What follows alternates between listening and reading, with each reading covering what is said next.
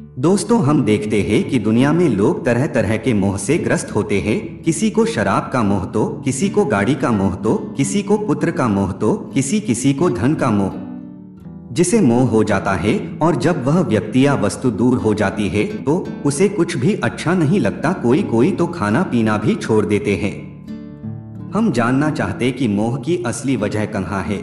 यदि आप भी जानना चाहते कि मोह की असली वजह कहाँ है तो हमारे इस वीडियो में बने रहे। एक बात और आपको याद दिला देना चाहता हूँ कि यदि आप हमारे चैनल पर नए हैं तो हमारे चैनल को सब्सक्राइब जरूर कर ले। हम इस प्रकार की वीडियो लाते रहते हैं। आइए वीडियो को शुरू करते हैं। रामलाल का वर्षों से सपना था कि वह एक अच्छी कार लाए। उसके लिए उसने 5 साल से पैसे जमा करता आ रहा था। आखिर वह दिन आ ही गया जब रामलाल कार लेने शोरूम पर पहुंच गया।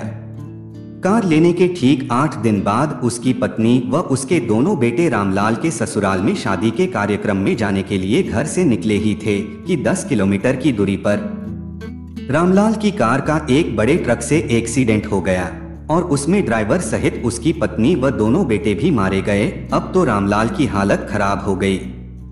रामलाल न तो किसी से कोई बातचीत करता और न ही वह ठीक से खाना पीना करता। दिनों दिन रामलाल बीमार रहने लगा। उसे पता नहीं किस रोग से ग्रस्त हो गया था। बहुत से डॉक्टर, वैद्य, हकीम को दिखाया पर रामलाल पर कोई दवाई काम करती ही नहीं थी। रामलाल का एक खास दोस्त था मोहनलाल। उसको पता लगा कि उसके गांव में कहीं से एक बौद्ध भिक्षु आए हैं।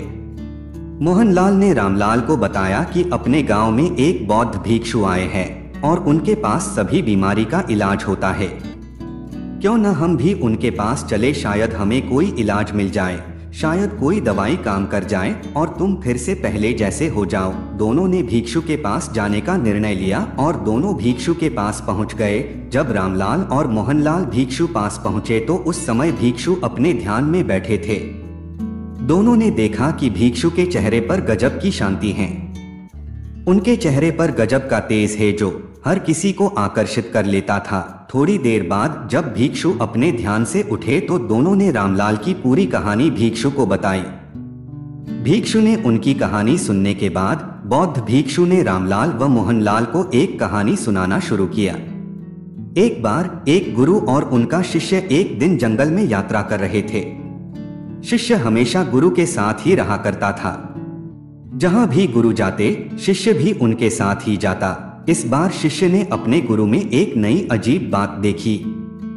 गुरु का जो झोला था वह उसको बार बार टटोल कर देखता रहता था। इसके पहले कभी भी गुरु ने ऐसा नहीं किया था। आज कोई नई बात थी जिसकी वजह से गुरु थोड़ी थोड़ी देर में झोला टटोल कर देखता रहता था। दिन भर उनको यात्रा करते हुए हो गया। दिन भर में पता नहीं कितनी बार गुरु ने झोले को टटोल कर देखा। चलते चलते सांझ हो गई, सूरज ढलने लगा। गुरु शिष्य ने एक कुआं देखा।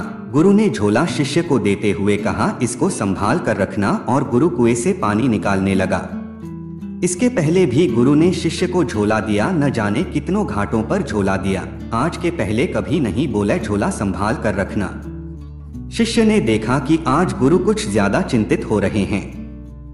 शिष्य की उत्सुकता बढ़ी। जब गुरु कुएं से पानी निकाल रहे थे, शिष्य ने झोले में झांक कर देखा, उसमें एक सोने की ईंट रखी हुई थी। शिष्य को अपने गुरु का चिंतित होने का राज पता चल गया था।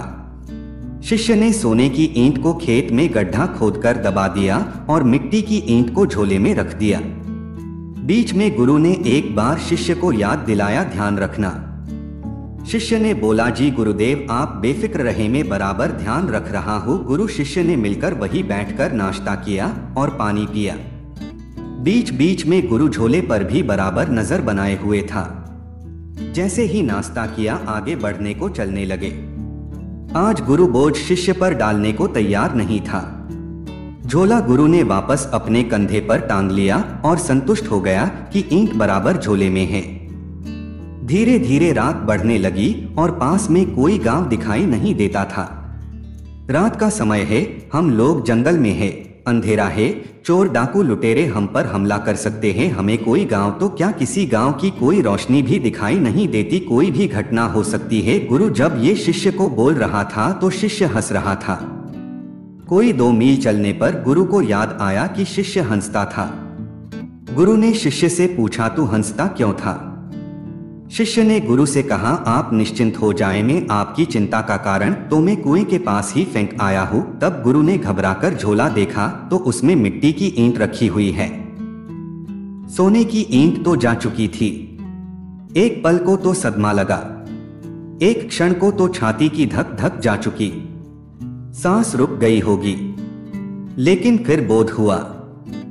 बोध ये हुआ कि 2 मील तक तो झोले में पत्थर था और मैं उसे सोने की ईंट समझता रहा तो मोह बना रहा। जिंदगी भर भी मैं ये मानकर चलता तो मोह बना रहता। मोह ईंट में नहीं, मेरी भ्रांति में था। मोह ईंट में होता तो इन 2 किलोमीटर में मोह को होने का कोई कारण नहीं था, चिंता होने का कोई कारण नहीं था। मेरी आसक्ति मेरे भीतर थी, ईंट में नहीं।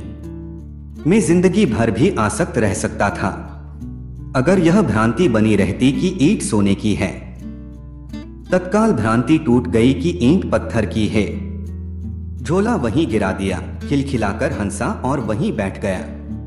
कहा, अब कहाँ जाना है, कौन सा गांव जाना? शिष्य ने कहा, गुरु चोर लफंगे डाकू अंधेरी रात इनका क्या होगा? गुरु ने कहा, अब क्या लूटेगा कोई हमें, हमारे पास कुछ भी नहीं है।